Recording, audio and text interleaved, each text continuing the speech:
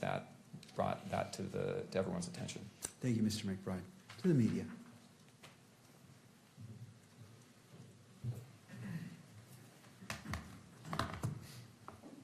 Good morning, Your Honor. Good morning. Appreciate the opportunity to be here to speak on behalf of the media. I think our understanding of what happened is consistent with what both the defense and the state have said here. So I don't want to belabor that point. But here's how I understand them. There's two exhibits at issue. Those exhibits were used yesterday in part because the juxtaposition of those two exhibits might have provided some sort of benefit to the court. The first of those exhibits was asked to be published through all three of the court's phases. The court said it will be admitted into evidence, be shown in the courtroom, will not be shown on the cameras. That happened about 3 hours into the hearing. That all went smoothly and well. That operated exactly as it is intended to. That requires the participation of everyone, the court, the defense, the state, media, camera operator, all to do that well. Later in the day, when in the video I reviewed, this was about 5 hours into the runtime yesterday. The second exhibit that was going to be compared side by side was introduced. That also went through that three-step process.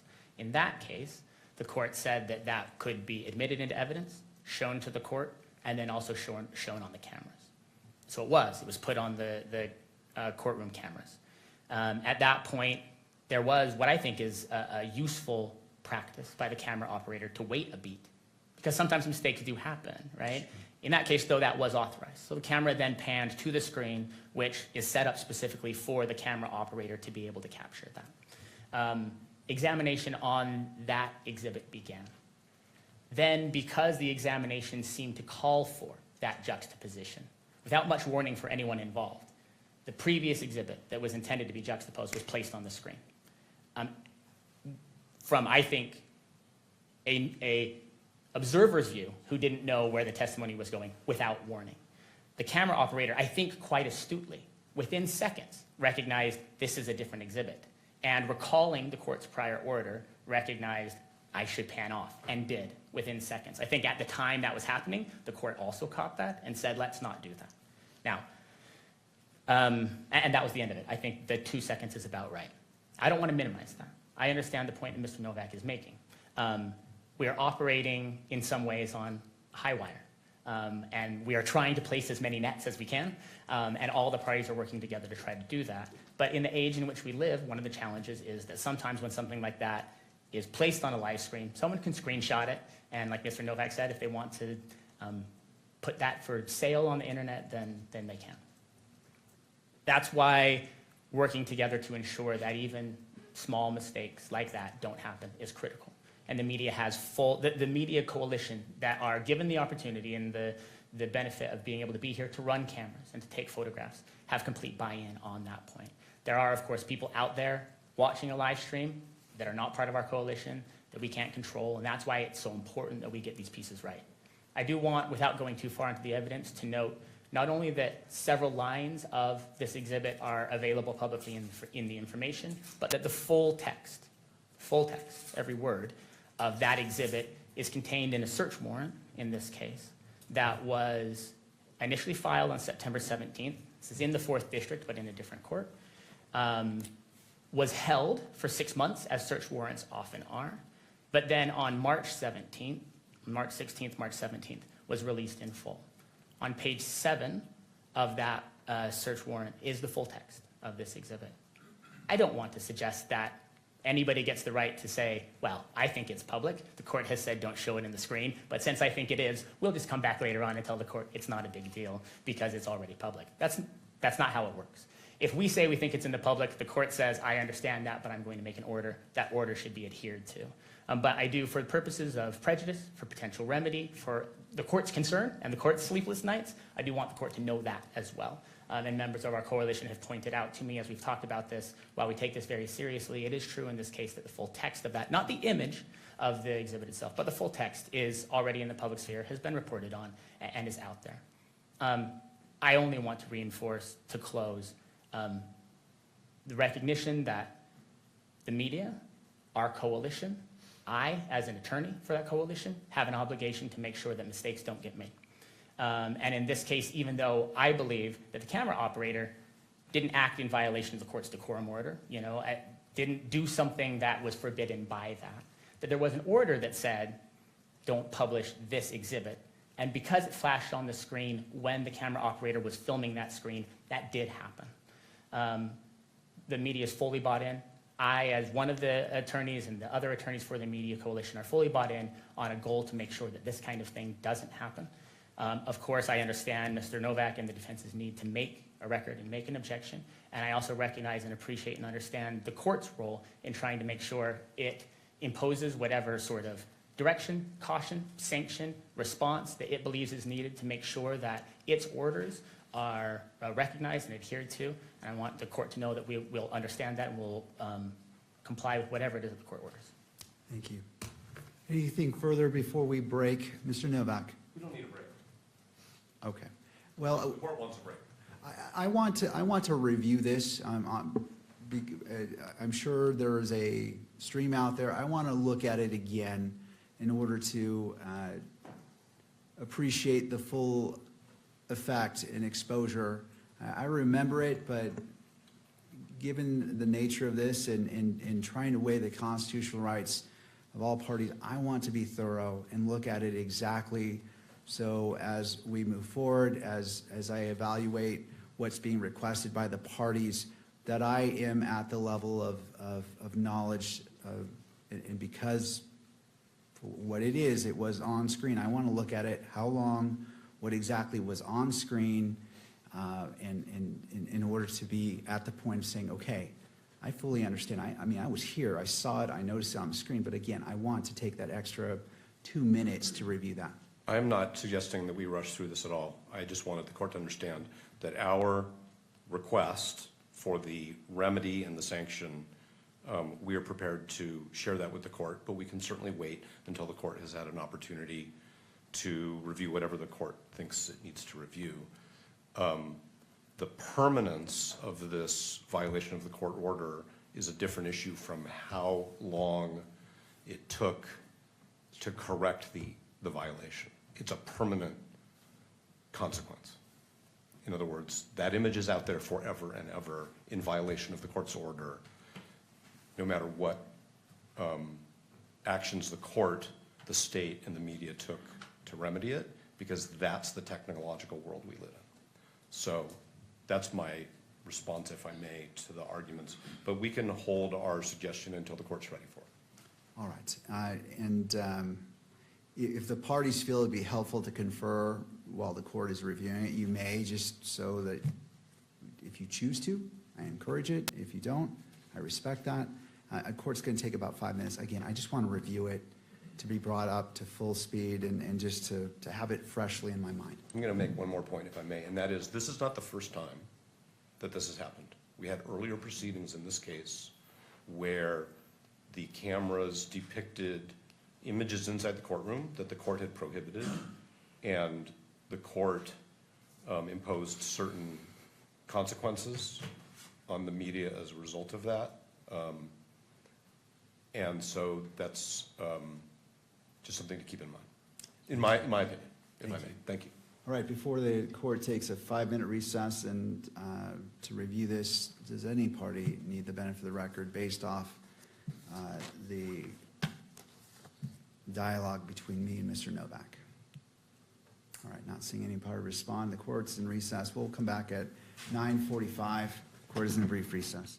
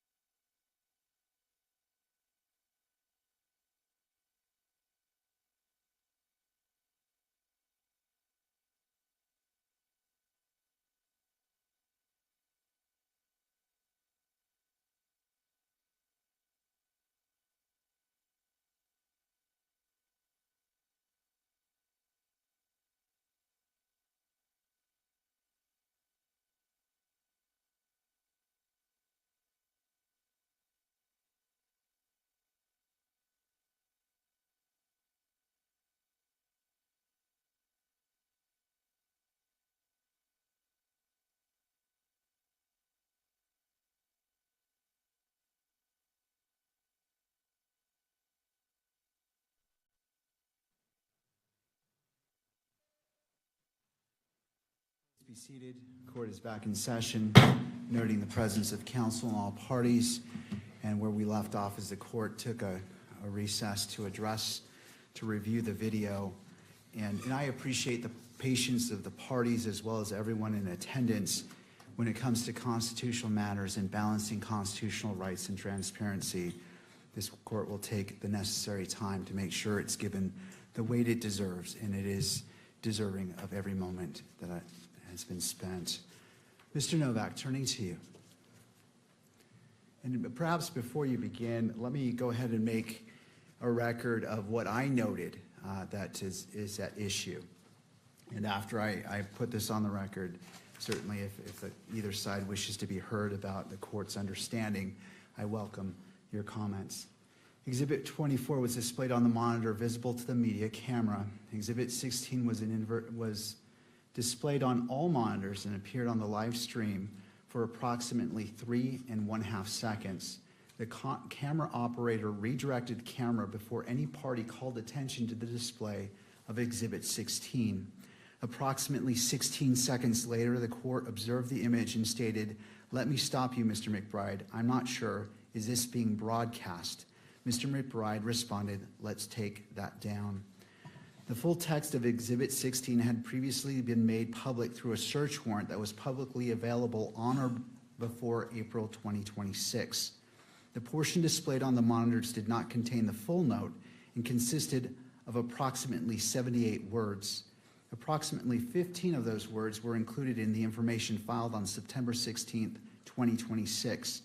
In addition, the full note was read into the record during the preliminary hearing. The court previously ordered that Exhibit 16 be admitted into evidence and permitted its display within the courtroom, but prohibited its publication through the camera used for the live stream. And that concludes the findings of the court as it relates to this issue. Do the parties wish to be heard before we go into what you're requesting about the record on what occurred? Your Honor, your recitation is accurate. My earlier comments were based on my memory of reviewing this last night. In the recess, I reviewed the feed again, and what you have said today is accurate. Thank you. Mr. Novak, any? No, Your Honor, I don't take issue with the court's factual summary. All right. Turning to you, Mr. Novak. Thank you, Your Honor. We're going to renew our request to exclude all electronic media coverage from all future proceedings. That was our motion docketed at number 305, and that included video cameras, still photography, and audio. This is the second time that the court's orders concerning the scope of electronic media coverage have been violated. I'm a baseball fan, and I just don't think the court needs to wait for the third strike. 2 strikes is enough.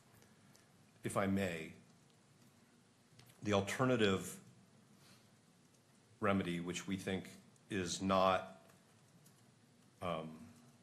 wholly adequate, which is why we think it's an alternative and a less desirable alternative, is for this court to both reverse its prior order authorizing electronic media coverage of today's hearing, which we had previously filed an objection to after the court, I would say, preliminarily granted the requests for today. That was sort of the chain of events. And that the court proactively preclude electronic media coverage at the last day of the preliminary hearing, which will be September 1st. Now, I understand that there has not yet been a request for electronic media coverage for September 1st, but there is no doubt that there will be. Just as this court previously observed that it wasn't prepared to preclude electronic media coverage at the preliminary hearing because there had not been any requests, there were requests, and those that were timely were all granted. The court denied one request because it was not timely for one particular day. So I guess the way it would be is any request for electronic media coverage of September 1st will be denied because that's the appropriate sanction for what happened yesterday. the fact that the content of the exhibit was previously summarized by the state in certain documents which became public because the state didn't take any actions to seal them beyond the 6-month period. The fact that the contents of the exhibit were read in open court is not the issue. The issue is when the court issues an order, everybody must comply with it, and there are reasons for the order. And the reasons, as this court stated, are to protect Mr. Robinson's right to a fair trial. So no doubt that the court balanced those prior ways in which the content of this exhibit had already been disclosed when the court decided that there would not be electronic media coverage. That's a fact that we have all known of that exhibit. That's a fact that we've all been aware of as we've gone along. So to summarize, and then I will stop because I know we still have a witness here, and of course the court needs to hear from the state and counsel for the media, I suspect, is we would like the court to reconsider its order denying Motion 305 and grant it for the balance of all of the proceedings in this matter, or as an alternative, the court prohibit any further electronic media coverage of the preliminary hearing, which includes September 1st. Thank you, Mr. Novak. Thank you very much. Turning to the state and then to the media.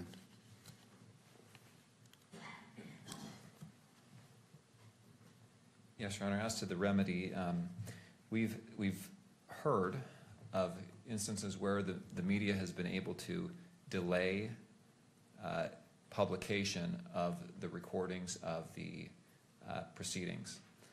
We've heard of instances where that has been a short delay of like 30 seconds. I've talked to the media attorney about this, and they do not have the capability to do that right now. My suggestion would be for future proceedings to order the media to look into that capability, and that would be a remedy that perhaps could be used in the future. I think that would be a satisfactory remedy to avoid this type of thing in the future. As to the other remedies requested, we have one witness. The final witness, well, the defense has one witness. That witness is a ATF DNA forensic biologist, and I assume that the exhibits that will be admitted through her will be of that nature. We've already, in fact, admitted the report that she is going to be testifying to. The reports, I should say, that's exhibits 30 and I believe 34. And so I don't think we have, and those have already been published, I don't think we have the same risks or, I'll just say risks with her testimony as we do with some of this other evidence that has already been admitted. Thank you. To the media.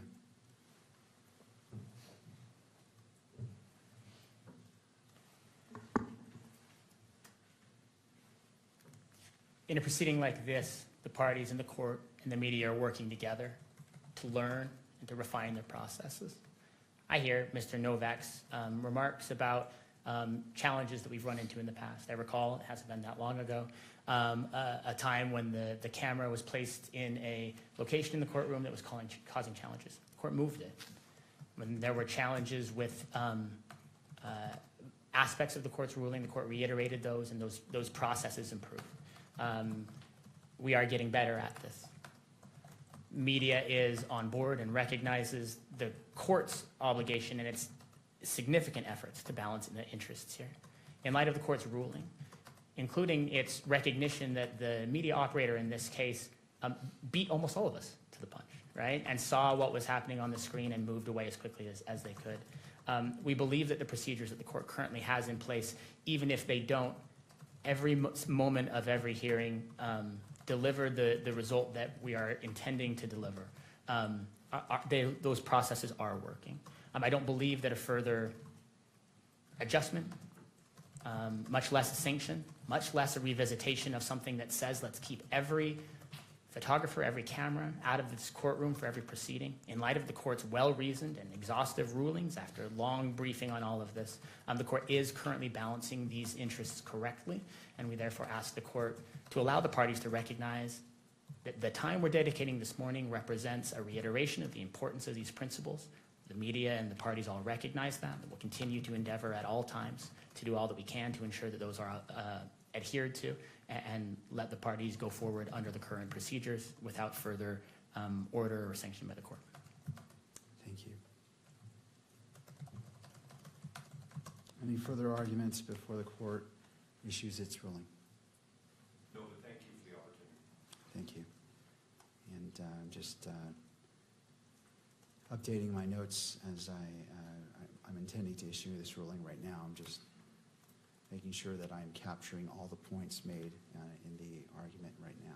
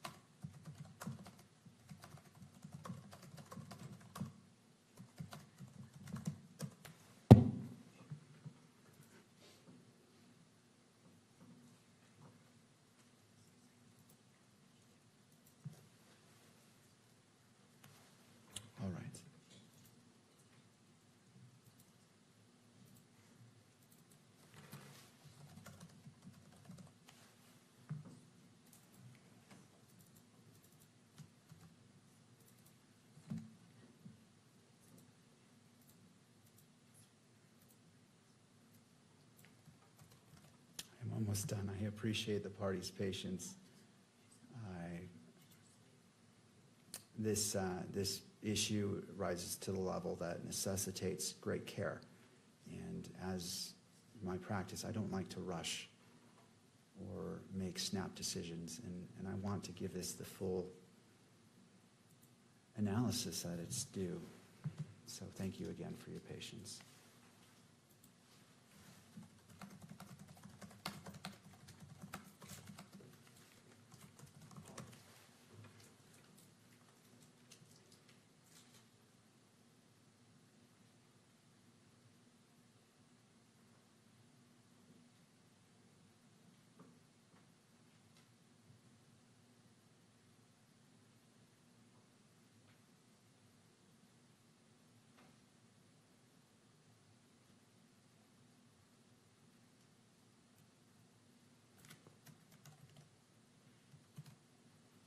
All right. Court will issue its ruling on the request by defense. The constitutional rights of Mr. Robinson and Ms. Kirk are paramount. Although transparency in judicial proceedings is a fundamental interest, it must be balanced against the constitutional rights of all parties. Having considered the arguments presented by counsel and having reviewed the events that occurred yesterday, the court finds that its order prohibiting the publication or broadcast of Exhibit 16 by the media camera was violated. The court agrees with the defense that this constituted a violation of the court's order. Compliance with court orders is essential in all proceedings and is of particular importance given the nature of these proceedings. With respect to defense's request as a sanction that the court reverse its ruling on defense motion 305, motion to exclude cameras, the request is respectfully denied. The analysis underlying the court's prior ruling remains unchanged, and the court adheres to its reasoning and conclusions. With respects to the defense's alternative request as a sanction to prohibit all cameras and electronic equipment from today's proceedings, thereby preventing the electronic capture of the proceedings for those inside and outside of the courtroom, the request is granted in part and denied in part. Effective immediately, members of the media shall no longer capture or broadcast any exhibits displayed by the parties during today's proceedings. The court finds this sanction to be proportional and appropriate in light of the violation of the court's prior order. The court reserves this sanction as it relates to September 1st.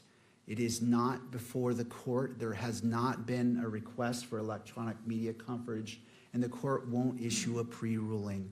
When it becomes, that request has been filed and all the deadlines which the court has imposed in regards to the MC filing are in place, if motions are filed, the court will entertain motions in brief argument ahead of the September 1st hearing and address it at that time. This is the ruling of the court. Thank you. Turning to the defense, if you wish, you may call your next witness. Judge, we would like the benefit of the record before we start taking evidence today. Yes, Mr. Grenander, and I'll allow all parties, given the ruling of the court, briefly. And I'll be brief, Judge. And this is in relation to the continued taking of evidence today. And I'll start my statement, Judge, with something that was very insightful that you said the other day. You mentioned, and I quote, "Sometimes you need to take time to save time," close quote. And so that's my we have spent the better part of a day, a little over 5 hours, I believe, hearing from witnesses that the defense has called at this preliminary hearing. And no doubt the defense is entitled to call witnesses at a preliminary hearing as allowed by the rules. But I think it's important that the court remind all parties about the purpose of this hearing. This is a probable cause hearing, as Your Honor has repeatedly stated. The defense has invoked the term reliability many times. And the court, frankly, has found the evidence that's been admitted, the testimony. As a gatekeeper, the court has found it reliable. It's been presented. The exhibits have been found reliable. So any questions of additional reliability are really questions of credibility of the witness and weighing of the evidence. And that is not really what this court engages in at the probable cause standard. And so this is all couched in the context of a likely forthcoming standing objection that the state may lodge if the testimony is long and drawn out and exceeds the scope of the preliminary hearing, gets into areas of a 702 hearing, possibly even trial. We will lodge this objection, but I wanted to just simply state the authority, Judge, behind our objection if we do make that. As your court is well aware, the magistrate at this stage of the case must view the evidence in the light most favorable to the prosecution. And that's cited to in a number of Utah cases, to include State v. Schmidt. Schmidt continues, this means that when reasonable inferences from the evidence cut both for and against the state's case, the magistrate lacks the discretion to choose between them and must leave such a determination to the fact finder at trial. A few other cases I would like to refer the court to. State v. Pledger, which is a Utah 1995 Supreme Court case. Speaking of this standard, the court says, the standard bars the magistrate from requiring the prosecution to address or even eliminate alternative inferences that could be drawn from the evidence in favor of the defense. So even assuming the defense scores points today in calling these witnesses, again, the court cannot really weigh those in favor of the defense. State v. Hester, which is a Utah Court of Appeals case 2000, where there is conflicting evidence, quote, the magistrate may not sift or weigh the evidence, but must leave those tasks to the fact finder at trial. Of course, we're not at trial yet. State v. Virgin, a Utah 2006 Supreme Court case, indicates that a magistrate may only disregard evidence at a preliminary hearing if it is, quote, so contradictory, inconsistent, or unbelievable that it is unreasonable to base belief of an element of the prosecution's claim on that evidence. There's a State v. Drozbecki case, which is a Utah Court of Appeals case 2010. Magistrates may only disregard or discredit evidence that is wholly lacking and incapable of creating a reasonable inference regarding a portion of the prosecution's claim, but must leave all the weighing of credible but conflicting evidence to the trier of fact. And finally, State v. Lopez, a Utah 2020 Supreme Court case. Speaking of this probable cause standard at a preliminary hearing, the court said, under this low bar, it may be difficult for the defense to overcome a prima facie showing of probable cause. Even an alleged victim's recantations may sometimes be insufficient, given that the magistrate must view all evidence in the light most favorable to the prosecution and draw all reasonable inferences in favor of the prosecution, close quote. Judge, Your Honor has heard 4 days of testimony now. The evidence is overwhelming. It's devastating.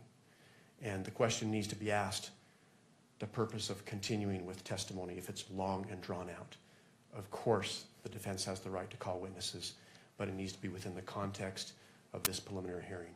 So again, we may be lodging a standing objection of relevance and exceeding the scope of this hearing.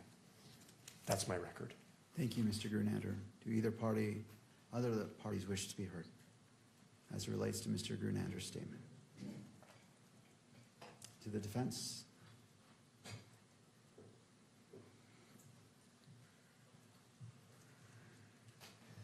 I'm not sure what was being requested by Mr. Grunlander. As I indicated to the court during the testimony of the last witness, we had discussion with the state prior to the start. We had a scheduled date for the court to rule on objections. And the purpose of that hearing was so that we wouldn't have to fly witnesses out from the East Coast if there was going to be a standing objection. Prior to that hearing taking place, the state contacted us after they had participated in interviews of Ms. Oliver and the other experts, and indicated to us, and we indicated to the court, that there was going to be no standing objection to the testimony of these witnesses. So if he's lodging a standing objection now, I think he's waived it, or he should be stopped from asserting it given the circumstances. I didn't hear that he was asserting that, and I intend to keep this next witness focused on the issue that I think is relevant, which is the state presented DNA reports through a non-expert. They selectively read into the record a portion of those reports which left an extremely misleading impression of the significance of that evidence. So I have the author of the report here, and I'm going to hopefully educate the court on what the limitations are of the report, and that's it. I hope to be done with the witness by noon, direct and cross, and that will be the end of it. All right, thank you, Mr. Burt. And before I have you call the witness, just want to make sure that the media had well, I'm not sure if the media needs to be heard on Mr. Grunander's response. No, Your Honor. All right, thank you. All right, Mr. Burt, you may call your next witness. Thank you. Call Ms. Oliver.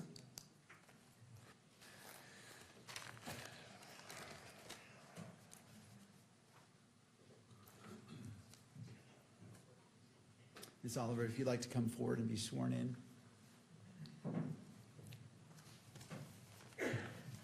You do solemnly swear that the testimony you shall give in the case now pending before the court will be the truth, the whole truth, and nothing but the truth, so help you God. All right, ma'am, you may be seated.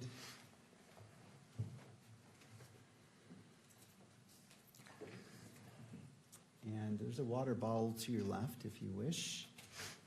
Now, after you're seated, if you wouldn't mind adjusting that microphone, bringing it close to you to pick up your testimony from today. Mr. Burt, your witness. Thank you. Could you tell us your name, please? Caitlin Oliver, Oliver. And Ms. Oliver, could you bring that mic a little bit closer so I want to make sure your voice is projected? Thank you. What do you do for a living? I work for the Bureau of Alcohol, Tobacco, Firearms, and Explosives as a DNA section chief. And how long have you held that position? I've been a section chief since January, and I've worked with the ATF for about 9 years. Prior to that, I was a forensic biologist. And where were you a forensic biologist before you started to work for the ATF? Prior to the ATF, I worked for Jefferson Parish Sheriff's Office in New Orleans, Louisiana, as a DNA analyst and a DNA quality manager. Back in September of 2025, what were your duties and responsibilities? I was a forensic biologist. And do you recall that around September 11th, you received a request to do some DNA work at the request of the state of Utah? Yes. Could we display State's Exhibit 30, which is in evidence?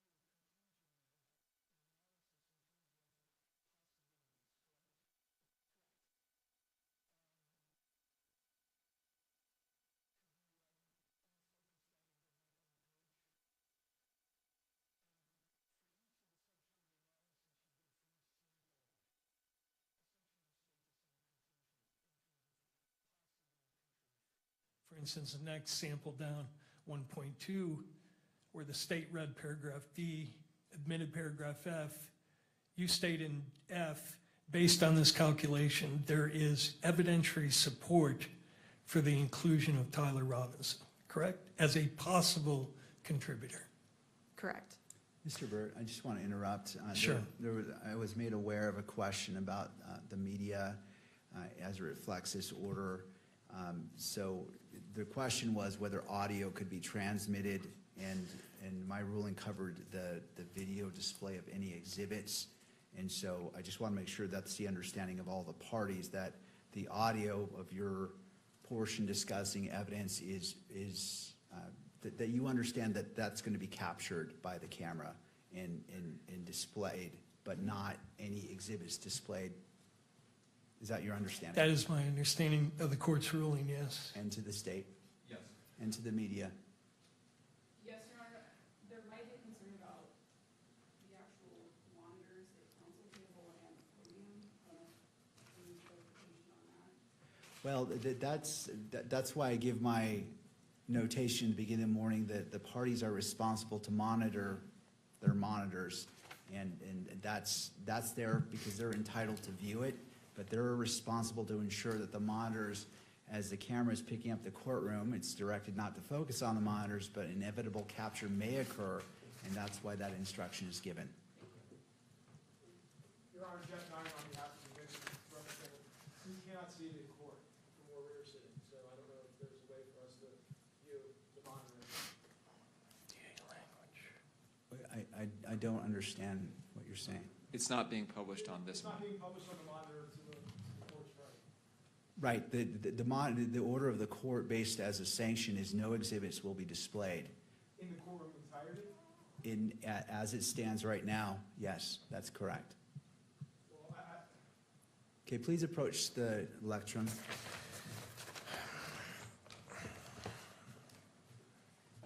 Your Honor, it's just hard for the victim's family to be able to follow the evidence if everyone but the victim's family is able to view the exhibits here in court. Thank you, I appreciate your concern. This monitor is not on either. So it's only the attorneys. The attorneys have a right to view what exhibits are being displayed, to make their motions, objections, and to see it.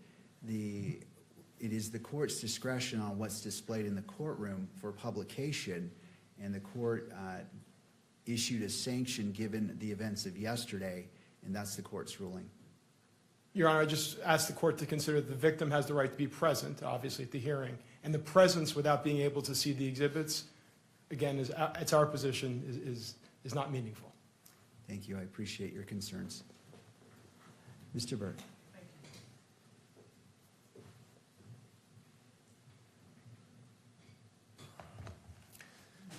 Could you redisplay Exhibit 30, please? And again, while he's doing that, that same conclusion where you include the language, go back to that page, please, 5. Use the term, there is evidentiary support and possible contributor. I want to focus your attention on the words evidentiary support. We've had a prior witness testify that, from the FBI, testified that they use a scale and they characterize the support along the lines of strong. Are you familiar with that type of a scale? Yes. Does your agency employ that scale? We can come to 5 conclusions at our agency, so there can either be exclusion, limited support for exclusion, uninformative, limited support for inclusion, and support for inclusion. And I take it from what you just said, you don't use these qualifiers strongly. The word strongly include things of that nature. Yes, we don't use a verbal scale at our laboratory. Is that a scientific phrase when you talk about instead of saying that there's support for an inclusion, you instead say there is strong support for the conclusion? So our laboratory doesn't use a verbal scale due to the fact that they add subjective words to the front of this word support. It is our stance that the likelihood ratio statistic, the number stands on its own. So we report the likelihood ratio and either support for inclusion or support for exclusion. Thank you. Would you go to page 8 of the report? And highlight the very top of the first 2 sentences. You included this language in your report, correct? Correct. And in fact, you included this language in all 3 of your reports, referring to the conclusions conform with the relevant Department of Justice policy on uniform language. That's correct. Right. And why do you include that language in all 3 of your reports? It's standard language for our reports. Our reports adhere to the DOJ Ultra statement. Okay. And could you go now to Exhibit Oliver 4 for the witness only? Not admitted yet. Are you familiar with this document, the Department of Justice Uniform Language for Testimony and Reports for Forensic Autosomal DNA Examination using probabilistic genotyping systems? Yes, I am. Right. And would you go to page 4 of that document, please? And the court has heard some prior testimony about this Department of Justice directive. What is ATF's, what is your understanding of what the qualifications and limitations are that are required by this policy of the Department of Justice? What are you not supposed to be saying in connection with the reports that you wrote in this case? There's a few things that the Ultra document states. First, it states if you use a verbal scale, which we do not, then you need to use the one dictated in the document. This is in an effort to unify the language coming out of DOJ laboratories. It also says that we cannot state that our evidence is infallible, nor can we state that there is a inconclusive result. Shall not state that it's infallible or have a 0 error rate, correct? Correct. It also states, does it not, that you shall not assert that a likelihood ratio of any magnitude provides an absolute identification or source attribution of an individual to an evidentiary sample. Correct. And are your reports in conformity with that? You're not stating or implying that anything you did here is asserting an absolute identification of someone as the source of any of the evidence that you examined, correct? Correct. With forensic evidence, it's impossible to state with 100% certainty anything. That's why we report a likelihood ratio, to speak to that uncertainty with a statistic. All right, and would you go to the next page of that document? This policy requires that you not state or use the expressions reasonable degree of scientific certainty, reasonable scientific certainty, or similar assertions of reasonable certainty. You didn't do that in any of your reports, correct? Correct. You're not asserting anything with respect to any reasonable degree of scientific certainty, Correct. correct? Now, when, you can take that down. When did you first receive the assignment in this case? I would have to refer to my case record to know the exact date. Do you have those in front of you? I do not.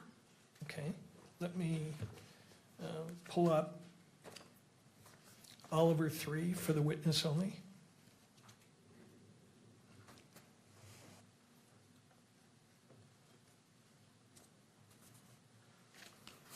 And go to the third page. Does that third page help refresh your memory on when you may have received this case? Yes, on September 12th, 2025. Okay. Is that when you first started doing work on the case, do you think? Yes, it is. Now, prior to doing work on the case, did you receive permission from someone to consume any samples in the case? Yes, I did. And could you go to page 15 of those case notes, please? Again, for the witness only.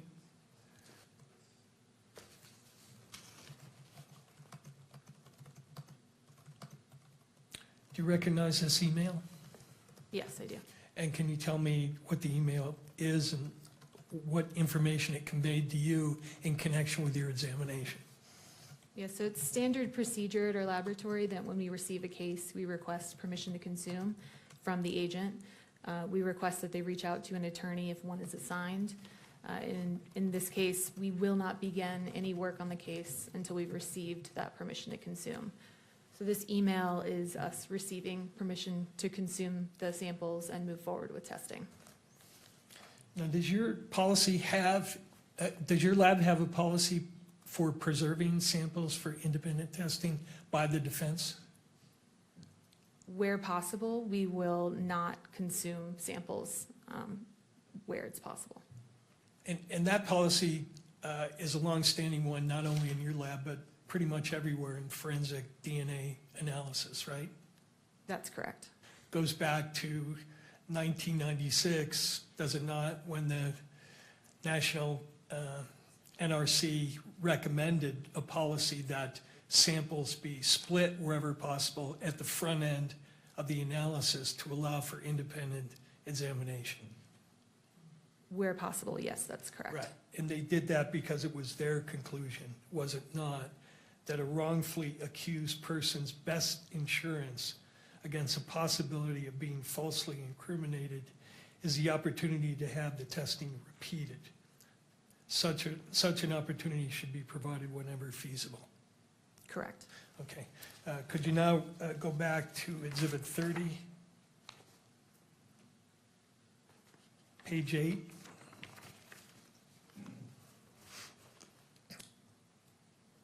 Were certain DNA samples consumed in your analysis? Yes, they were. And for the record, are those listed on page 8 of your report? Yes, they are. Which samples were entirely consumed in your analysis? That would be exhibits 1.4, 1.6, 1.9, 1.10, 1.12, 2.1, 3.1, 4.1, and 5.1. Okay, then are there a number of samples listed above there in the report where you say the DNA extracts will be retained? And then you list 1.1, 1.2, 1.3, 1.5, 1.7, 1.8, 1.13, 7.1, and 8.1. Correct. Does that mean that those are all swab samples, correct?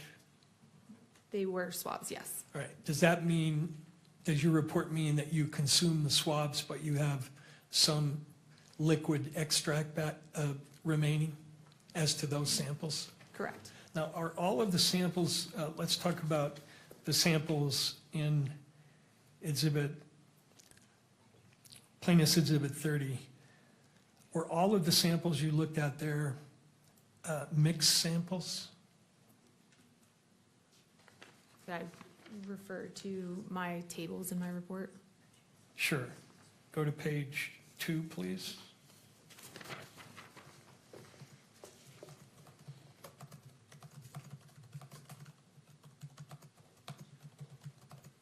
And can we go to page 3 and 4? 3 and 4, please.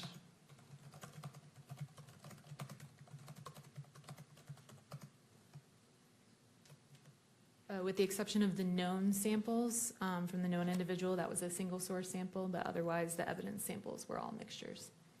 And in many cases, they were mixtures of sometimes 4 and 5 people, correct? Correct.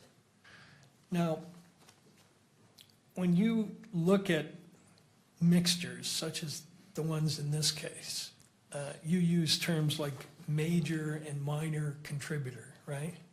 Correct. Is that language meant to convey that anything with respect to activity of anybody who might be assigned to that DNA weight? In other words, are you saying the person you label as a major contributor was engaged in any sort of activity? Is there any connection between the use of that language and activity? None of the testing that I performed could speak to activity or what activity led to the deposition of the DNA. So nothing in your report, if somebody reads that and says, oh, this one says this person is a major contributor, you're not commenting on anything about the person's activity, correct? Correct. And is it true also that there are also several other limitations concerning the language of your report that it's important for courts and people who are reading the report to understand?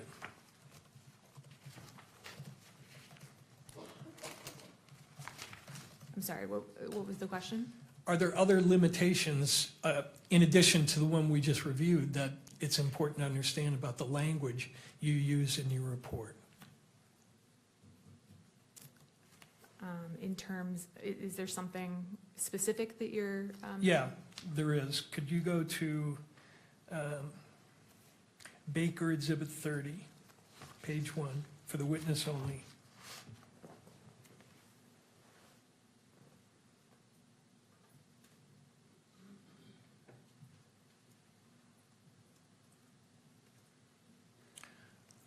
Are you familiar with this publication? Yes, This is a publication by the National Institute of Standards and Technology called Forensic DNA Interpretation and Human Factors. correct. This is put together as a guidance document for practitioners on what, to simplify essentially, what to say and what not to say. I don't know that I would call it a guidance document. NIST is not a regulatory body for DNA testing. It was a report that looked into forensic DNA reporting and specific human factors that could affect our testing. So they may have had recommendations, but as far as them being a regulatory body that's issuing guidelines, I wouldn't state that. Okay, that's fine. Could you go to 136, please?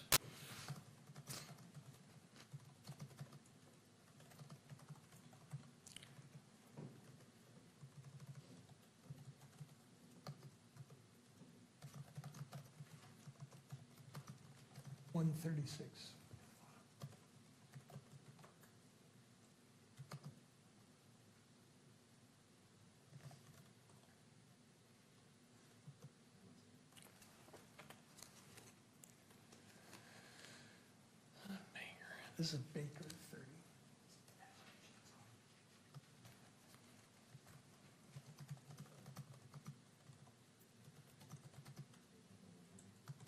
Keep going.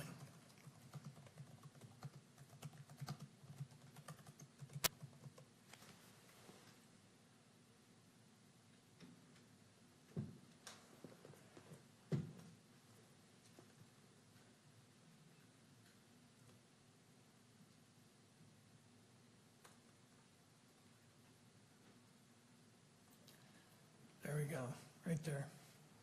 Wait, 135, I'm sorry. And then scroll down to the next page.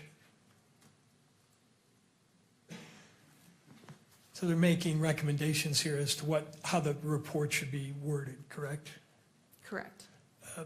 Let me ask you whether you agree with some of these limitations, or they call them caveats.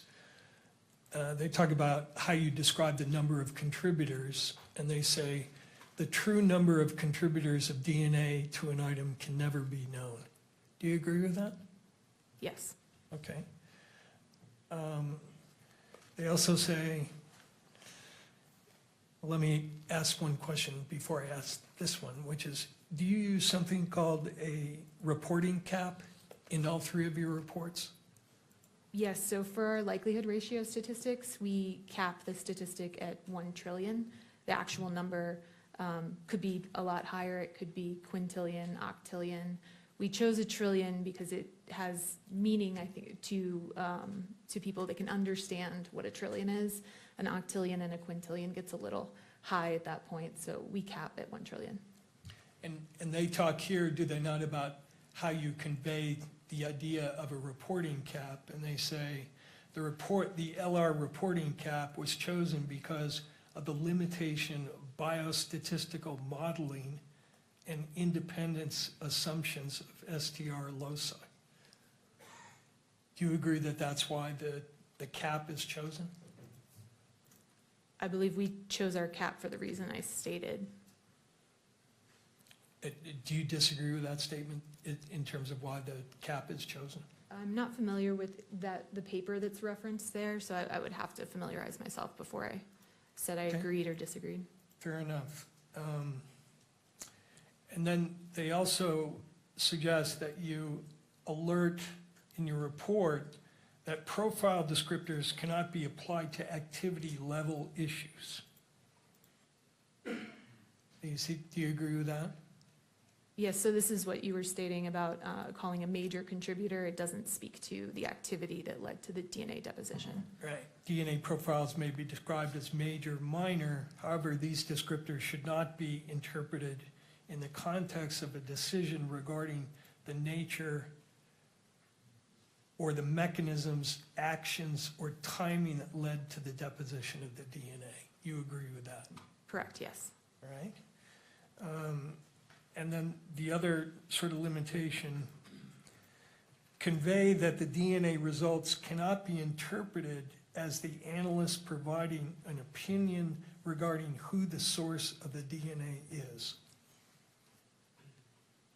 Yes, so this is, once again, we don't make source attribution statements. We will say there's support for inclusion, and then we back up that with a statistic.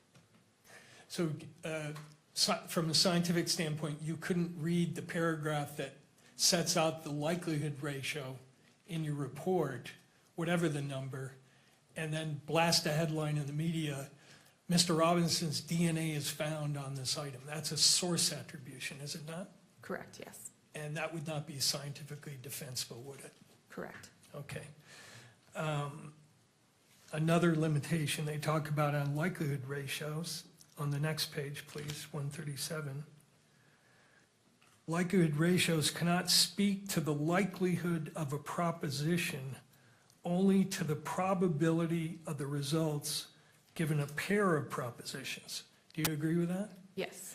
Explain that, because that's a little above my pay grade in terms of understanding. So a likelihood ratio statistic compares the probability of the DNA profile of the evidence given two competing hypotheses or two competing scenarios. Typically, the first is that the person of interest is included, and then the exclusionary hypothesis would be that the person of interest is excluded, so there's a random, unknown, unrelated individual contributing. And when they're elaborating on that point, they say a likelihood ratio indicates if and to what extent the DNA analysis results support one proposition over another. It is not possible on this basis alone to determine which is the most probable proposition. Do you agree with that? Yes. Okay. And then the next limitation they suggest you convey is that convey that DNA statistics cannot imply uniqueness within a population. Do you agree that that's a legitimate limitation? Yes. And explain what that means. Does that go back to the issue of source? You can't assign a source to a DNA sample? Correct. Okay. It says you should delineate the meaning of a verbal qualifier, but you didn't use one in this case, right? Correct. Okay. Now, you mentioned that your testing cannot, and correct me if I'm wrong, I don't mischaracterize it. Your testing, none of the testing in any of the three reports can answer the question of how and when DNA got deposited. Is that true? That is true. DNA can't speak to the activity that led to the deposition of the DNA.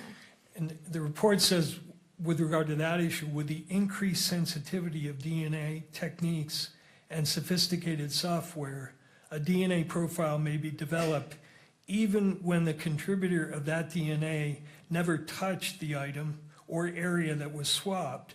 Alternatively, a person's DNA may be present when they were not involved in the crime. Do you agree with that? Yes, once again, I cannot speak to the activity. Can you explain how it's possible that a DNA profile may be developed even when the contributor of that DNA never touched the item or area that was swapped? So it's possible if, say, the pen that you're sitting there using for the week, you say, hand it off to the judge, and the judge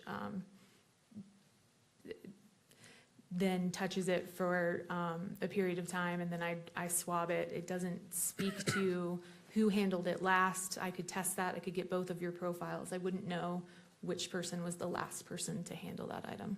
All right, and similarly, if you had a lot of DNA on your hand, we shook hands, I then went to pick up an exhibit, a gun, I touched the trigger of it, your DNA could be on that trigger, right? It is possible, yes. Okay, even though you never touched the gun. Yes, And that's why, because of those possibilities, you can't make any assessment of how or when DNA got deposited, correct? correct. How long can DNA persist on an item? DNA is quite stable over time. It can be broken down due to environmental insults, so things like heat and humidity are known to break down DNA over time. But I couldn't give you an exact number. Were certain of the samples that you tested in this case degraded samples? There was degradation present in some of the samples. And what can cause degradation? Like I said, there's environmental insults, heat, humidity.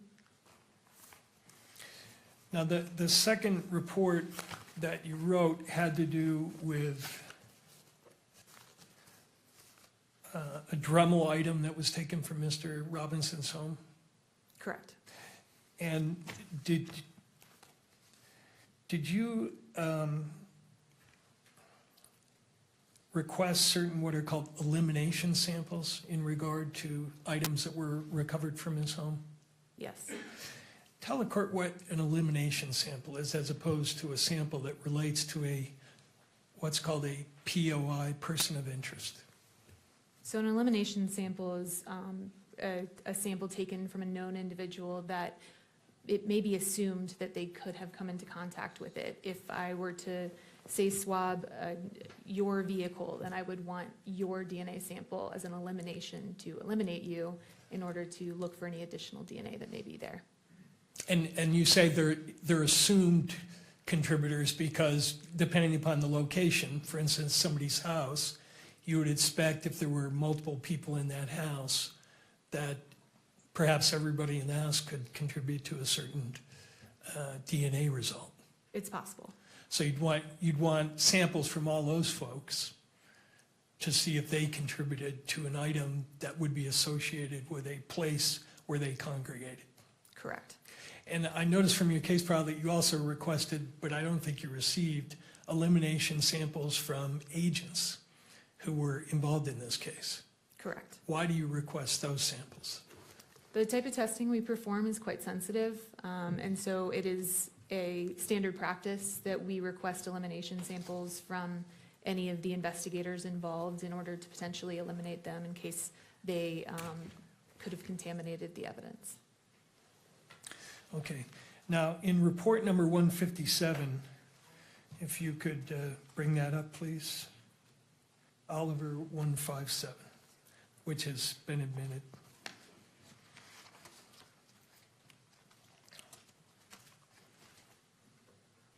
The elimination samples that you requested in connection with items seized from Mr. Robinson's apartment were from Amber Robinson,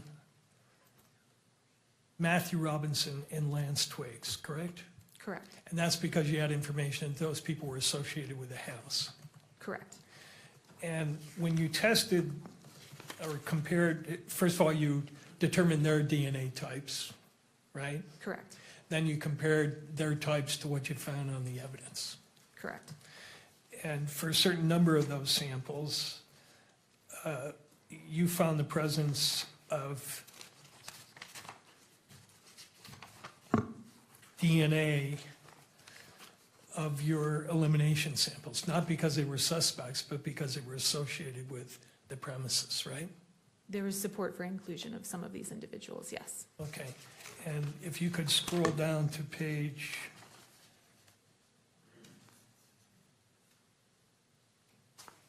4, which is the table, I just want to review briefly with you.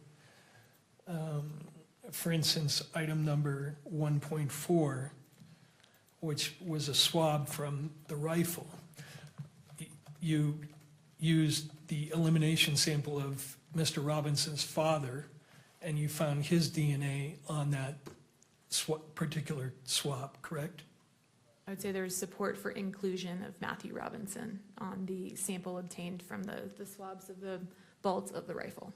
I'm glad you pointed that out. That's, again, consistent with your other testimony. You're talking again about support for inclusion as a possible contributor. Correct. And there Again, was- not because he's a suspect, but because he's associated with that premise. Correct, and there would have been a likelihood ratio statistic calculated and to go along with that. Okay, could you go to the next page? Similarly, with respect to 1.6, you found, again, Matthew Robinson on swab number 1.6, or a profile that indicated he was a possible contributor. There was support for inclusion of Matthew Robinson. Okay. And next page, actually go to page 7.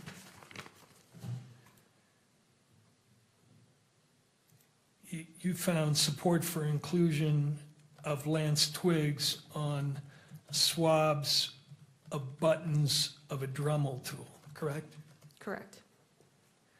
And going back to what we were talking about before, if a person named Lance Twiggs lived in that residence, came into contact with Tyler Robinson, and then touched a button on a Dremel tool, you'd expect Mr. Robinson and Mr. Twiggs's DNA to be on there, right? Or you could. It's reasonable to assume that anyone living in the household could have contributed to DNA on an object found in that household. And similarly, you found profiles to suggest support for inclusion of Mr. Twiggs on other areas of the Dremel tool, correct? Correct. Okay. Now, the last area I want to ask you about is, you're familiar with something called NGS? Yes. What is NGS? NGS stands for Next Generation Sequencing. It's a DNA technique that sequences your DNA, so it looks at the individual sequence of your DNA. And is it true that in your field, that whole area of NGS is something that's at the forefront of everybody's attention? For instance, when you go to seminars and you look at the presentations, there's a lot of talk about NGS, right? That's correct. Yes, it's a newer technique. And is it being developed by ATF as a technique that's going to be used or has been used? Not at this time, no. And is there plans to do that? Not at this time, no. Okay. Do you know if other labs have implemented it? I believe there may be some laboratories in the United States that have it in use, but I wouldn't have direct knowledge of that. Now, you used a program in this case called STR Mix, correct? Correct. And that's sold by a company in New Zealand, that software? Correct. Have they developed another program called STR Mix NGS? I'm not aware of NGS software. Could you go to 156, Oliver 156?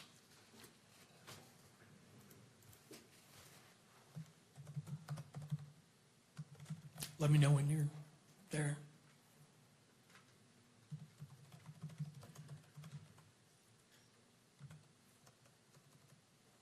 Are you aware that STR, the developers are selling a product called STR Mix NGS? I was not aware, no. Okay. Now, sequencing analysis is different than what you did in this case, correct? Correct. And how so? As I said, sequencing is looking at the individual sequence, the individual bases that make up your DNA, as opposed to the testing that I'm performing, which is looking at length variations. So STR testing, which is the testing I perform, looks at areas of the DNA that are known to be highly variable between individuals. And the there are areas where the DNA sequence repeats itself over and over again. And depending on who you are as an individual, you may have a different number of repeats present at that location. So the testing we're performing is looking at those length variations. There's a distinction between, say, if you have 10 repeats versus 12 repeats. But you're not looking within those lengths to see what the sequence of the DNA is. Correct, And that's what this new technology is designed to look at. correct. And the reason it's designed to look at that is because it's been found that there are DNA areas that are different in sequence, even though they're the same length. Is that true? I think the reason for developing NGS software is to add another tool to a forensic biologist tool belt. Okay. Now, could you go to 154, please, for the witness only? You're familiar with this chart? Yes, Okay, this lists all the alleles that you found for all the testing in your 3 analysis, correct? no, it looks like, No, you were right, 154.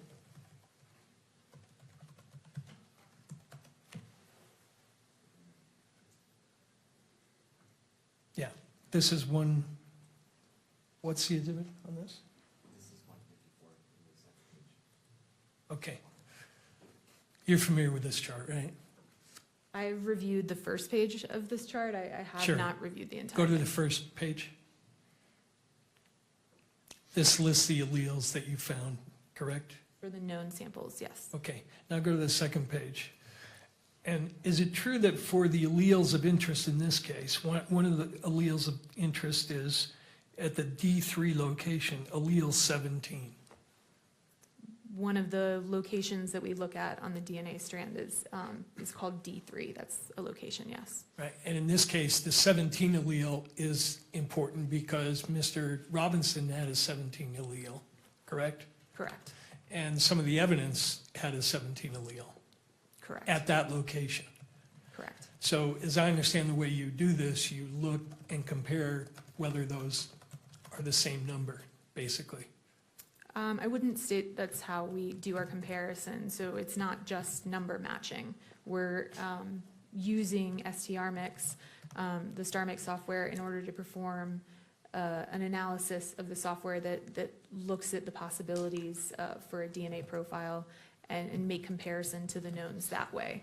We aren't using a chart and just doing number matching. Yeah, and I wasn't suggesting you did, but you're looking at the alleles and measuring the peaks, and it's a fairly sophisticated process, correct? Correct, But the bottom line is you're comparing alleles one against another.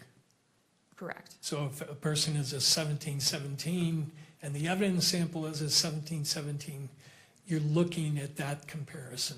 correct, And again, measuring only length. correct.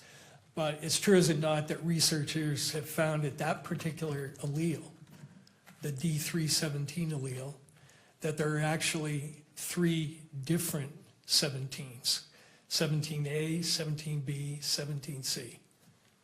Yeah, so there's something known as isoalleles. What that is you may have, in this case, a 17 allele, but the sequence within that 17 allele is different. So 2 people may have a 17, but they may have a different sequence within their 17 allele. And it's been found that there is a 17A, a 17B, and a 17C, correct? Objection, relevance to the probable cause hearing. At this point, I think we've once again gone beyond probable cause, and based on Mr. Grunlander's argument, I would invoke his argument here in the case law that he referenced, and I object to this question. Let me withdraw the question, reframe it, and move beyond it. All right, so I'll sustain the objection, it will be reframed, and we'll go from there. It's true, is it not, that at least 1, 2, 3, 5 of the locations of interest in this case, researchers have found that the alleles that you were looking at, these isoalleles, have different sequences but the same length. Objection, relevance, The witness has testified she does not do sequencing analysis here, and that's what the question is asking, is about sequencing analysis. Counsel? The point, though, is that her testing cannot distinguish between these isoalleles, and therefore it goes to the weight of the comparisons. But if she didn't do that, Yeah, that's the point, is that she didn't do it, and therefore she's not in a position to draw conclusions. Mr. McBride? That proffer is inaccurate, that she's not able to draw conclusions because she did not do NGS or sequencing analysis.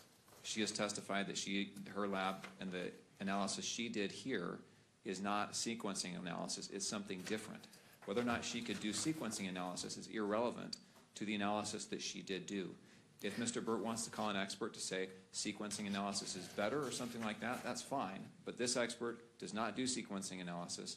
Therefore, the line of questioning that goes into sequencing analysis is irrelevant to her testimony. Let me see if I could lay a further foundation. All right, so I'm going to sustain the objection. Sure. And the question may be re-asked if counsel chooses. When you do your analysis using length only, do you go by the rule that if any STR locus fails to match when comparing the genotypes between two or more samples, then the comparison of profiles between the question and reference sample is usually declared a non-match, regardless of how many other loci match? No, it's not quite that simple. What you're speaking of is an exclusion, is that correct? Yeah, right. So it's possible for DNA evidence we spoke about, it's possible that DNA evidence be degraded. In a case like that, there may be the potential that some of the profile has what we call dropped out. So it's not present. In that case, we wouldn't expect necessarily to have a inclusion or exclusion at that location because there's no information present there. So it's not quite as simple as is every allele in this chart present in the evidence. There's more to it than that. If you had a difference in sequence between a known and a question across many loci, would you exclude the person? It depends Again, on, objection, Your Honor. We're going back into sequencing, which is not the analysis that was done in this case. Mr. Burt? Again, Your Honor, if there could be an exclusion based on this and the testing was not done, I think that is relevant. But as it relates to this witness and her firsthand knowledge, I'm not seeing that tie-in as it relates to her. All right, let me move on then. So I'll sustain the objection. Now, you said that all the samples you looked at in that one report were mixtures, correct? correct. And the number you get in the likelihood ratio depends on how many contributors you estimate, right? The number is going to vary if you say I think it's a mixture of 2 people versus I think it's a mixture of 5 people. It's not necessarily the number of contributors. The likelihood ratio speaks to the weight of the evidence. And so it's comparing known individuals to the unknown sample. It could be a low number and be a single source sample. It could be a high number and be a 4-person mixture. It's not necessarily directly correlated with the number of contributors. Let me ask you if you agree with this. This is from the NIST mixture study. An likelihood ratio numeric value is not a measurement of a physical quantity. Do you agree with that? Correct. Rather, it is a ratio of probabilities in the opinion of the expert assessing the likelihood ratio and is dependent on the specific propositions used to formulate it and also on the individual making the assessment. Correct. Yes, I agree. And does the final likelihood ratio depend on the number of contributors you assume? No, it does not. It has no effect whatsoever. It can have an effect, it's possible. It's possible multiple other factors could contribute to the likelihood ratio. Is it somehow difficult to figure out how many contributors there are in a sample?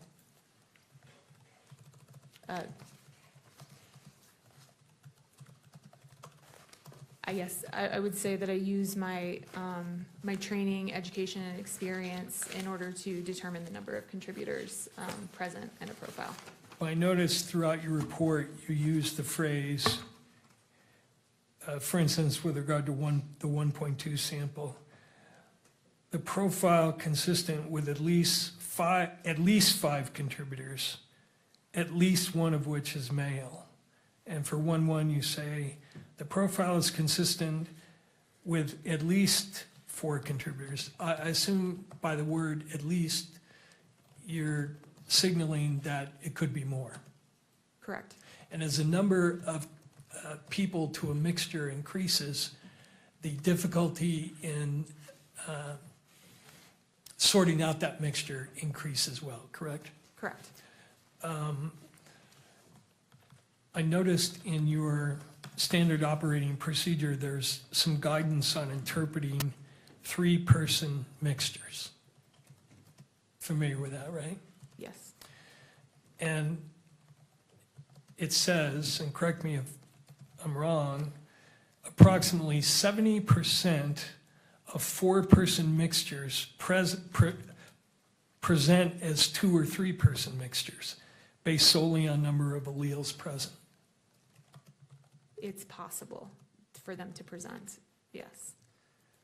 Well, it doesn't say it's possible. It says, for example, approximately, in all cases, assuming a mixture as a result of the combination of 3 people must be done with caution. For example, approximately 70% of 4-person mixtures present as 2 or 3-person mixtures, based solely on number of alleles present. You said you're referencing my SOP? Yes, Is it possible for me to take a look at it? sure. Your Honor, I'm going to object at this point. The point that defense counsel is getting at is made in the last answer, which is that the difficulty of sorting out mixtures increases as the number of contributors increases. That's all understood, but that has nothing to do with probable cause determination. Even if it's difficult, the inferences and the evidence is weighed in favor of the state. The court cannot weigh the difficulty in determining this evidence. Is it fair for a trier of fact at a jury? Sure it is. But we're now getting into weight issues that are relevant for a jury, but not for this court. Well, he's implying this is going to be an extended discussion. I have one question which he wants to look at her manual to make sure it's in there. So, and then I'm done. All right, I'll allow this question, so I'll Thank you. overrule the objection. She may review the material and So could you bring question up can be rephrased. one, exhibit Oliver 148?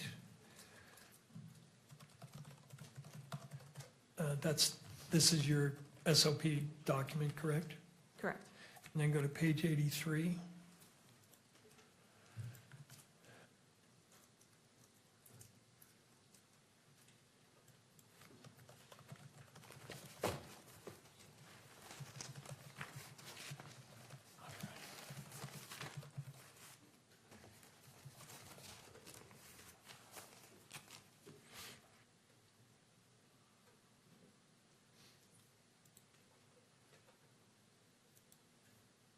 Did I read that correctly? Yes, And so it's true, is it not, that approximately 70% of 4-person mixtures present as 2 or 3-person mixtures? it's possible. Thank you. That's all I have. Thank you.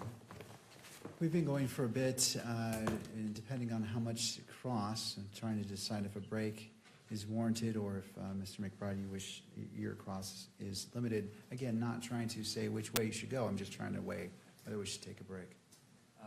I will probably be, I will probably be 20 minutes. All right, let's just keep going, and then at that point, we can take a break. Thank you. Mr. McBride.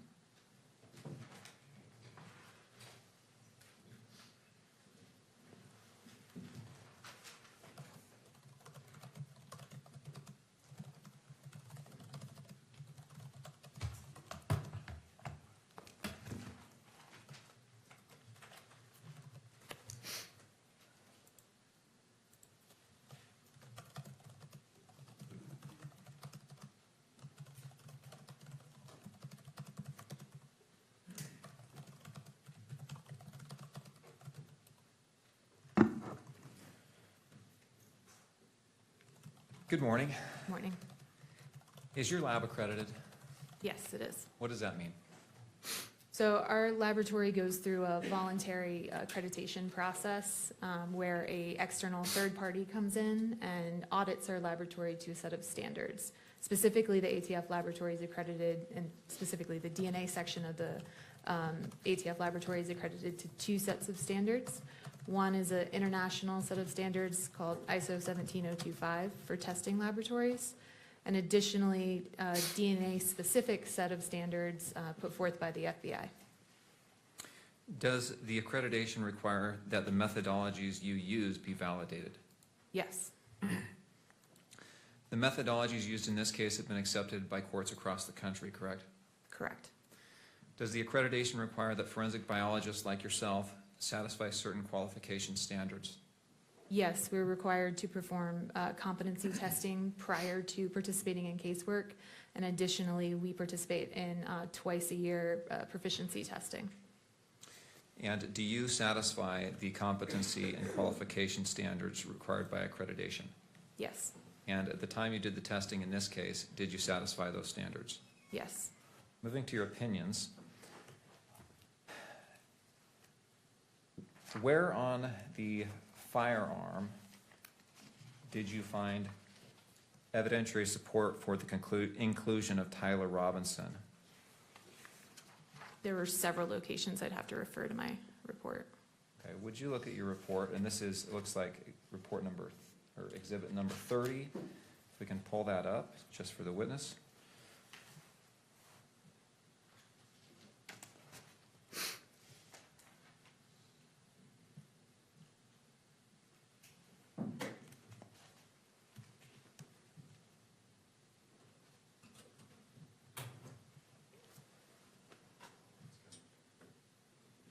Thank you, Kimberly.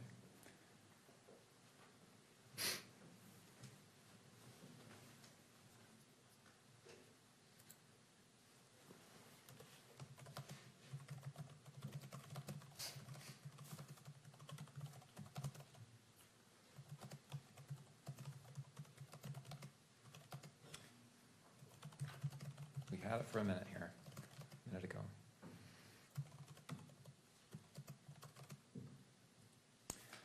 Okay, if we could go to page number 2, please. Will you just list off the areas of that firearm where there was support for, evidentiary support for inclusion of Tyler Robinson? The swabs of the stock and grips of rifle, the swabs of the butt plate of rifle, swabs of the trigger and trigger guard of rifle with possible ridge detail / smudging, the swabs of the bolt of the rifle with possible ridge detail / smudging, and the swabs of the forend of the rifle. We go to page 3. Swabs of the barrel of the rifle with possible ridge detail / smudging, the swabs of possible ridge detail / smudging on the optical accessory. And page 4. The swabs of the protected underside of the receiver of the rifle after disassembly. The swabs of one 30-06 cartridge case. The swabs of one 30-06 cartridge. And the swabs of one 30-06 cartridge. I want to ask you about a couple of those conclusions.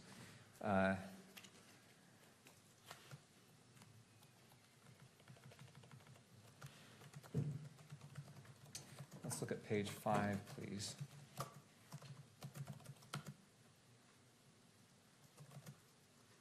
And calculation number 3, exhibit 1.3, do you know where that swab was taken from?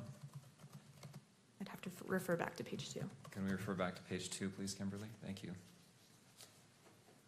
1.3 is the swabs of the trigger and trigger guard of the rifle. All right, going back to page 5.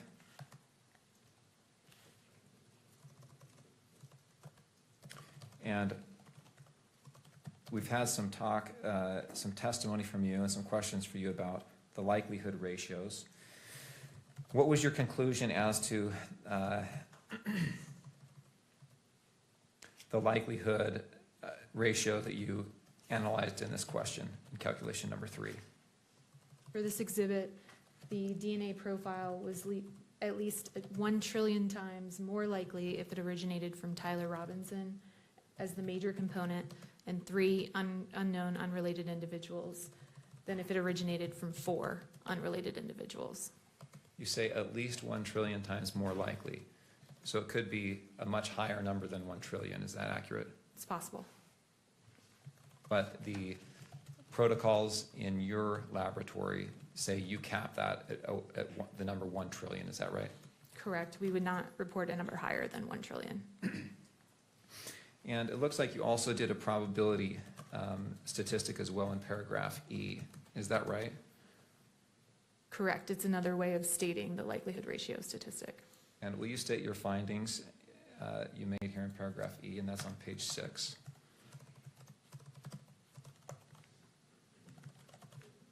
The probability of an unrelated individual in the population who has not contributed DNA to the sample yielding this level of support is less than 1 in a trillion.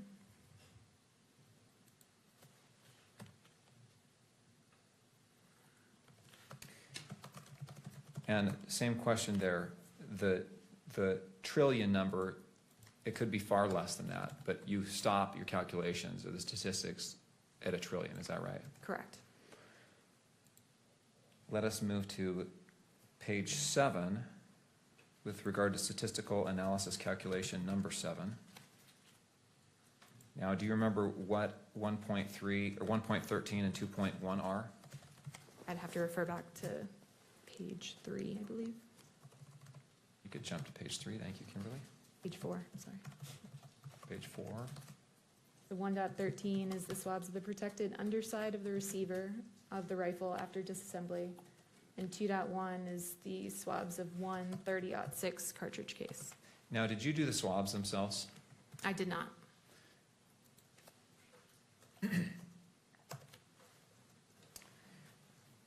And 2.1 is a cartridge case, is that right? Correct. And what's the difference between a cartridge case and a cartridge? The cartridge is unfired, cartridge case has been fired. Right. Let's jump back to page 7. And what was your conclusion with regard to, well, first of all, why do you group these two together, exhibits 1.13 and 2.1 in your conclusions here? They were both mixtures of 2 individuals, and they both yielded a likelihood ratio of the same magnitude, so they can be grouped together. Okay. It's not that they were tested together? Correct. It's just that the results were of the same magnitude, so they were reported together. Is that right? Correct. All right. What was your conclusion as it relates to both of these as to the likelihood ratio? The DNA profiles are at least 1 trillion times more likely if they originated from Tyler Robinson as the major contributor and an unknown unrelated individual than if they originated from 2 unknown unrelated individuals. And did you make a conclusion here as well about the a probability statistic? Yes, so the probability of an unrelated individual in the population who has not contributed DNA to these samples yielding this level of support, so meaning yielding this likelihood ratio, is less than 1 in a trillion.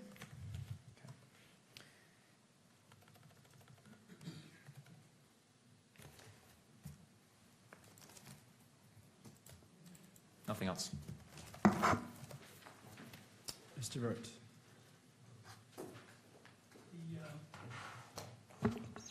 The 1.3 sample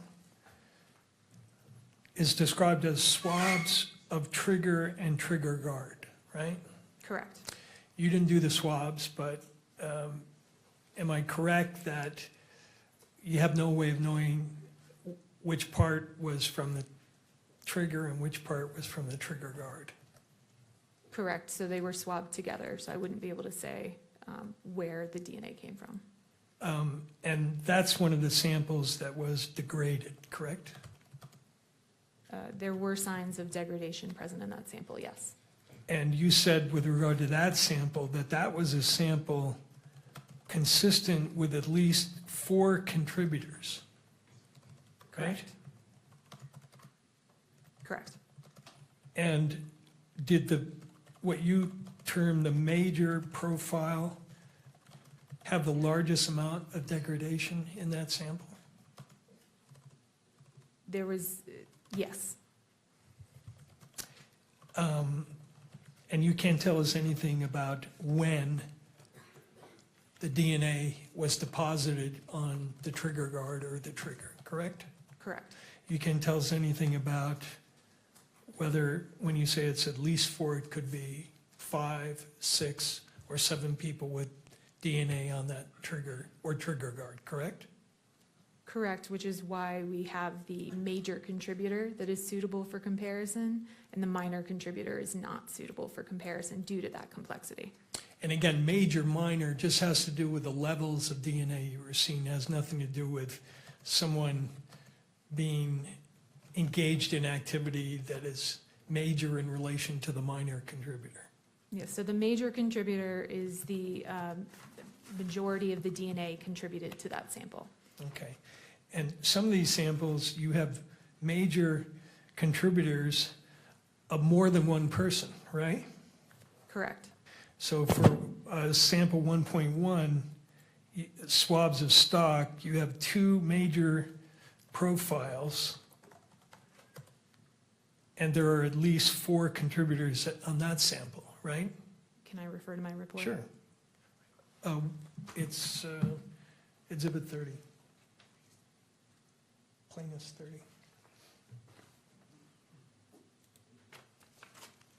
Right?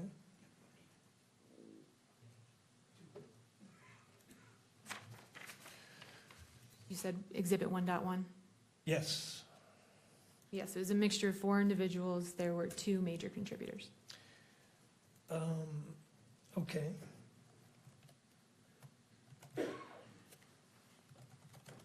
And again, with regard to all these samples, no way of knowing when or how the DNA got on those samples, correct?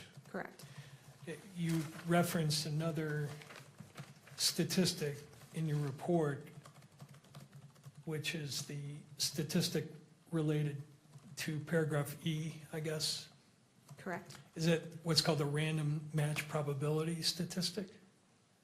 Or is that something else? It itself is not a random match probability statistic. It is a way to represent the likelihood ratio similar to a random match probability. But it's still a likelihood ratio computation, right? Correct. It's based off the likelihood ratio computation. And it's still subject to all the limitations we've talked about.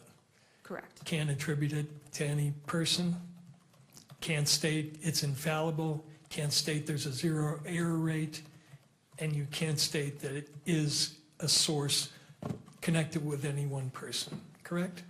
Right. So part of not being able to state source attribution is the reason we report the likelihood ratio statistic. It speaks to the weight of the evidence. And so yes, we can't do a source attribution, and we report that statistic and address that uncertainty that way. And address the uncertainty along with the other limitations we talked about.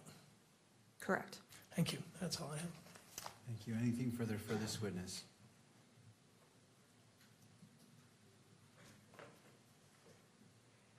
No. All right. May this witness be excused. All right. Thank you, ma'am. You may step down. Anything further from defense? No, we have no further witnesses. All right. Returning to prosecution, anything further? No, Judge, we have no rebuttal evidence to present at this hearing. The state has no rebuttal evidence to present at this hearing. However, before we break, there is the matter that was discussed yesterday with respect to publishing in the courtroom Exhibit 12.1 so that the victim's family can observe that. Thank you. All right, do the parties wish to be heard as it relates to this briefly, and then the court will issue its ruling. And Your Honor, I actually just want to make a quick record. We have advised Mr. Robinson of his right to testify at this hearing, and he is choosing to take our advice and not testify. is that correct, Mr. Robinson? And I note that he's nodding in the affirmative. Thank you, Ms. Visser. All right. In regards to the outstanding issue about the publication of State's Exhibit 12.1 to the courtroom only, to persons here, any further input from any of the parties before the court issues its ruling? Jeff and I, on behalf of the victim, my understanding is you ruled yesterday that you were going to play it, that you did grant our request. So I don't know if we. Thank you.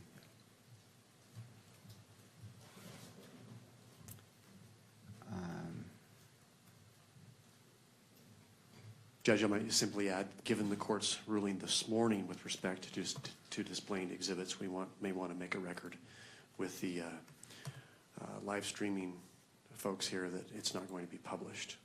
Thank you. All right. Nothing further from any of the parties?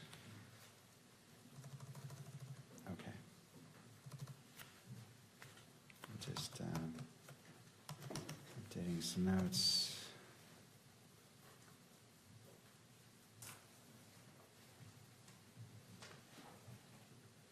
All right. The court wishes to readdress yesterday's ruling in light of this morning's sanction as it relates to Exhibit 16. The court separately addressed that incident and imposed a sanction on the record. Having considered all applicable public access, fair trial, privacy, and victims' rights interests, the court adheres to its prior ruling.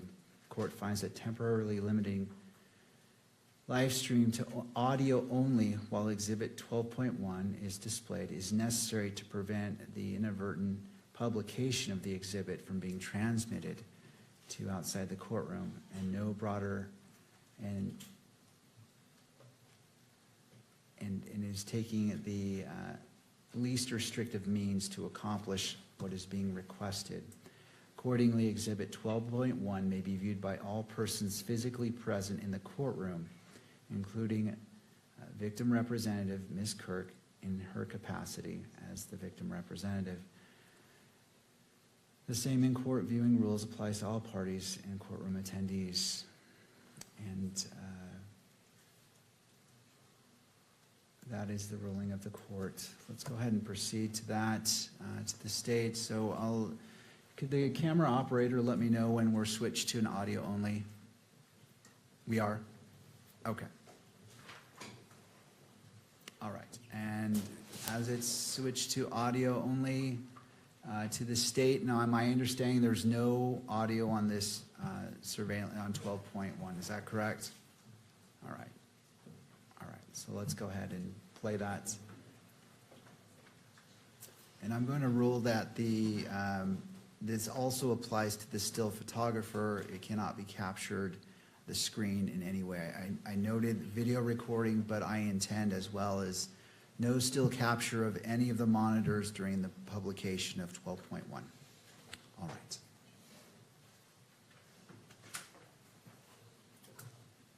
And to the state, just let me know if you're ready. Let's go ahead and play it now.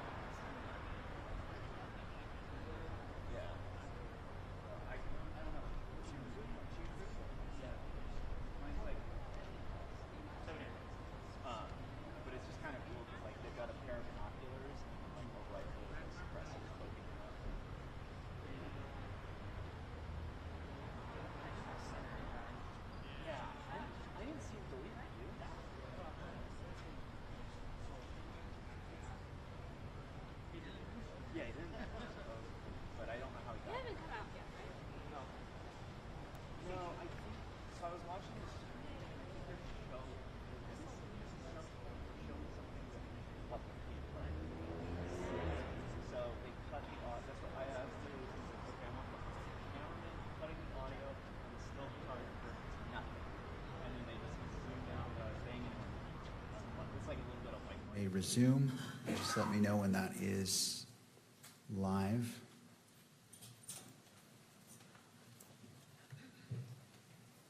All right, thank you.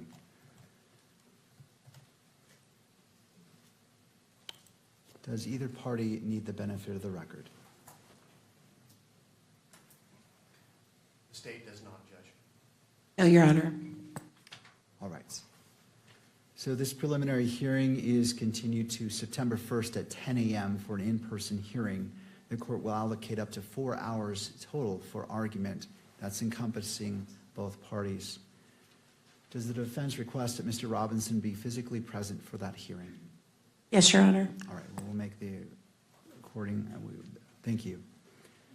The court appreciates the professionalism, civility, and respect shown by counsel, the parties, and all persons in attendance throughout these proceedings.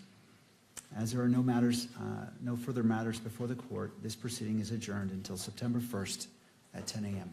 Good afternoon to you all. All rise.